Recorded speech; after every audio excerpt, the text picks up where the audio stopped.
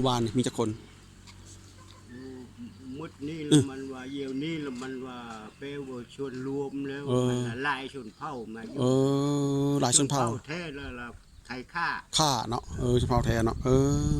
แล้วมีจักชนเผ่าบัดนี้มารวมกันมีหลายชนเผ่าจังแน่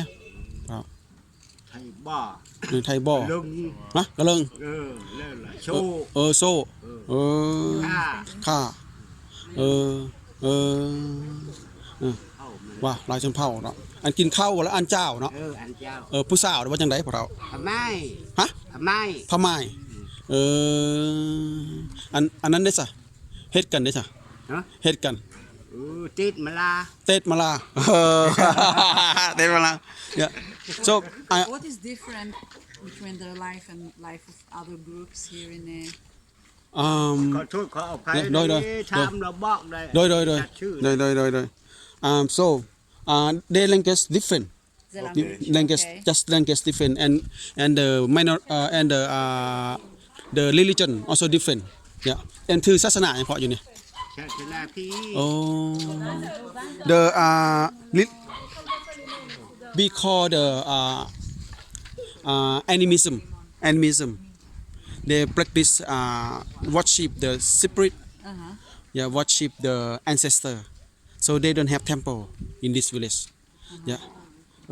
คือศาสนาผีเนาะพ่อเนาะแม้ว่าอันบ่มีการเฮ็ดบุญเนาะแบบสมมุติคนเสียชีวิตไปนี่มีเอาไปฝังแล้วได้เฮ็ดบุญหาบ่เฮ็ดบุญหาบ่แม่น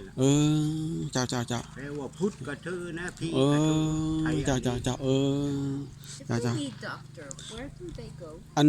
สมมุติเจ็บป่วยนี่ไปไสพ่อไปโรงหมอบ้านใดรักษาthey go to hospital how far is the hospital about 30 kilometers from here yeah in the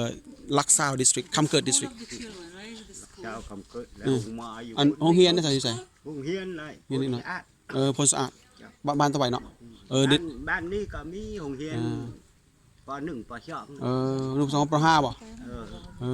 ฮอดป.5โดยโอเค yeah so welcome to Lao hello yeah this is a minority group yeah in this village they have many different minority he said consists of 3 different minority first is